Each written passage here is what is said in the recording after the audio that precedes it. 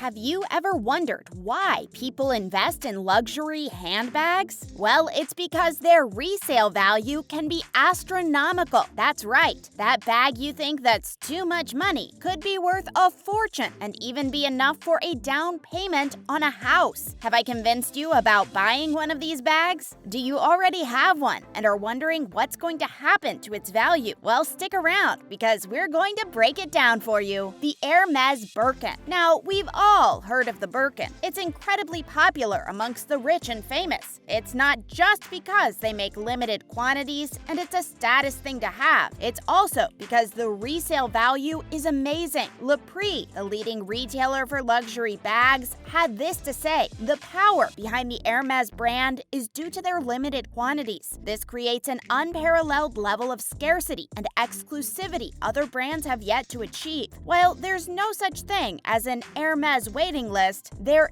is a certain waiting period for your dream Birkin or Kelly, depending on your relationship with your Hermes salesperson, the amount spent at Hermes over some time, and pure luck. The Birkin specifically is the most sought-after handbag of all, on the arms of celebrities including Victoria Beckham, Alessandra Ambrosio, Kate Moss, and the entire Kardashian-Jenner clan. This bag has exponentially increased in popularity. They're not wrong there. So many celebrities have these bags, and they've become such a symbol for when you reach that elite status. Did you know that when you get a Birkin delivered to you, it comes in a security truck? Yep, one that is bulletproof, and it has its own security. If that isn't elite to you, then I don't know what is. Now, onto the resale value. Here's what the experts had to say. Birkin retail prices range from $9,000 to $150,000 and can see resale prices up to $223,000. Most Birkins retain or increase in value depending on the leather, hardware, and demand. Wow, you heard that right. It can go up to $223,000. Wow, you can buy a house with that kind of money. That's the kind of money that could bring down a mortgage quite quickly. So if you're able to afford and get one of these exclusive bags, then maybe you should. But the question is, if you had one of these exclusive bags, then would you ever take it outside of the house? The Chanel Classic Flat Bag. Now, Chanel is a name everyone has heard of. We've all seen the Chanel bags, and this is a bag that even everyday people can buy. But have you ever thought of the investment opportunity here? Well, Le Prix had this to say. While the Birkin recently got buzz for beating the S&P 500, this is not the only handbag that outperformed the S&P 500. 10 years ago, I purchased my first Chanel medium flap in caviar leather for $1,600. This same exact bag now retails for $4,900. That is a 206% return, whereas in the last decade, the S&P total nominal return was 49%. The resale value of this bag also retains or increases depending on leather and hardware. So you're telling me that this Chanel bag also beat out the S&P? That's one incredible thing to do. I bet Chanel was very happy when that happened 10 years ago. Also, that return value, 206%. I'm blown away by that. What do you think? Will you go out and grab a Chanel bag instead of a car?